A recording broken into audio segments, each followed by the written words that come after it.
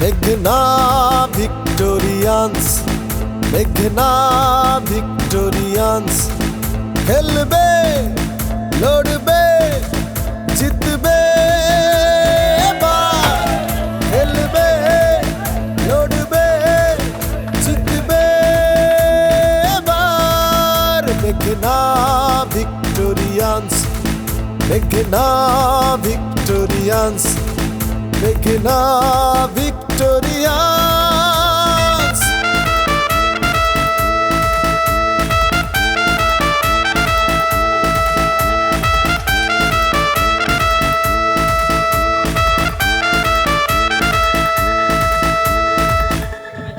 আমরা আজকে জার্সি উদ্বোধন করলাম। সবাই দোয়া করবেন আমাদের টিমের জন্য, আমরা যেন ভালো খেলতে পারি এবং আমরা যেন শেষ পর্যন্ত আপনাদের সাথে মাথায় রাখতে পারি। ভাই, আপনি একটু অনুভূতিটা জানতে চাচ্ছি, আজকে যে জার্সি উদ্বোধন করলো এই বিষয়ে একটু। আমি খুবই আনন্দিত, আশা করি আমরা চ্যাম্পিয়ন হব।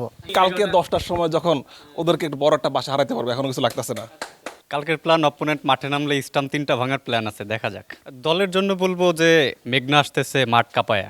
আমি আসলে যাই খেলি না কেন, আমি চাই যে আমাদের টিম ভালো খেলুক এবং সেই সাথে বিজয় অর্জন করে আমরা উল্লাস করব। এখনই দেখছি কাঁপিয়ে দিচ্ছেন, কালকে মাঠে কিভাবে কাঁপাবেন? আসলে অপেক্ষার ফল সুমিষ্ট হয়, তো আমরা অবশেষে ভালোভাবেই জার্সি উন্মোচন করলাম।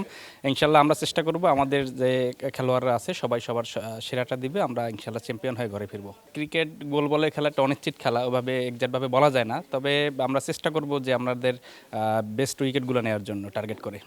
এই খেলায় যদি জিততে পারেন সবচেয়ে বেশি কে খুশি হবে?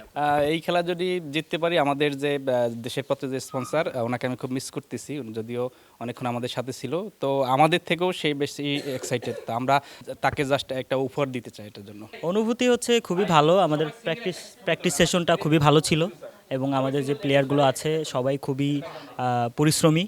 আমরা দেখেছি প্র্যাকটিস সেশনে খুব ভালো করেছে।